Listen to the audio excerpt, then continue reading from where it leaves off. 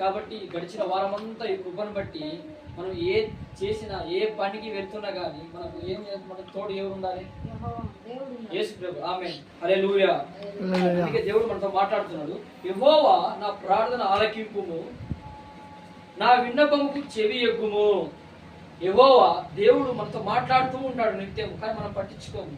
మన పనిలో మనము లేస్తే ముసలమ్మ ముచ్చట్లు, టీవీ సీరియల్స్, ఫోన్లు పట్టుకుంటే అది ఫోన్ ఏమో అర్థం కాదు, మాట్లాడుతూనే ఉంటాము.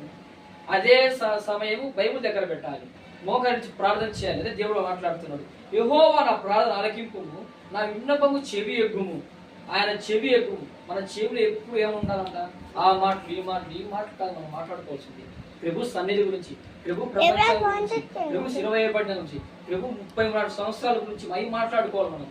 అవి చెవి ఎగ్గాలి మనం. తర్వాత 7వ వచనం, యెహోవా